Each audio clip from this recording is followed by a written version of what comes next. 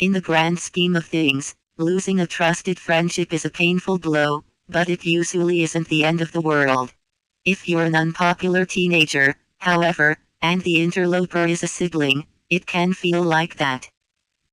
The personal nightmare of Nadine, Hailee Steinfeld, the embattled heroine of Kelly Freeman Craig's smart, achingly bittersweet comedy, The Edge of 17 begins the night of a sleepover with her only close friend, Krista, Haley Lou Richardson, whom she catches in bed with her older brother, Darian, Blake Jenner, of Everybody Wants Some. Because Darian is the high school golden boy who could have anyone he wants, the discovery feels like a betrayal as sharp as a knife in the heart. After a cursory attempt at harmony in which the sweethearts invite Nadine to join them at a party, then abandon her to play beer pong, she insists Krista choose between them. When Krista refuses, Nadine banishes her from her life and spends much of the rest of the movie in a state of acute anguish and rage. Miss Steinfeld, who played Maddie Ross in the Coen Brothers remake of True Grit, doesn't shy away from venting her fury by answering any criticism with the most scorching insults she can muster. She manages a tricky balancing act, making Nadine simultaneously sympathetic and dislikable.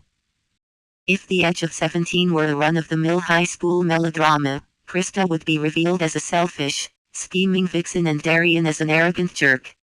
But they are smart, sensitive people who care about Nadine. Krista, with her sunny temperament and gentle disposition, has been the light of Nadine's life since they were children, while Darian has assumed the role of a surrogate patriarch since the death of their father, Tom, Eric keenly sighed, from a heart attack.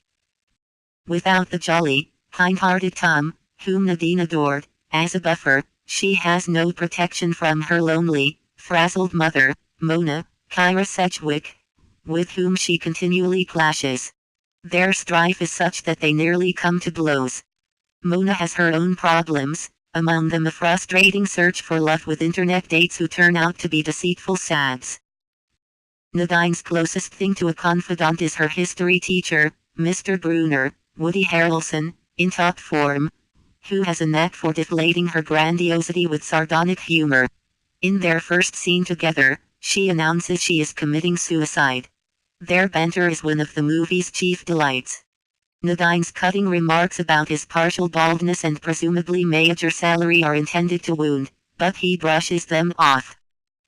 To call The Edge of 17 one of the best films about high school kids in 25 years isn't to say it's a masterpiece. In its raw honesty, it barely begins to approach Marielle Heller's far tougher, more realistic The Diary of a Teenage Girl, whose sexually curious 15-year-old title character entices her mother's boyfriend into a clandestine affair.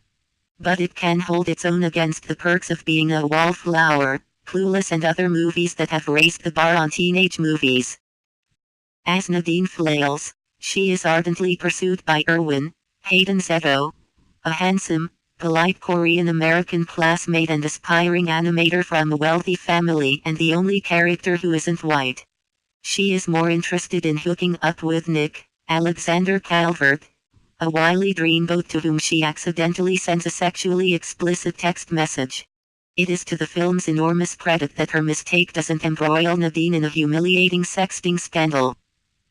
Except for Nadine, the teenagers in The Edge of 17 are nice, wholesome boys and girls living the Southern California dream that looks mighty tempting for those who can afford it.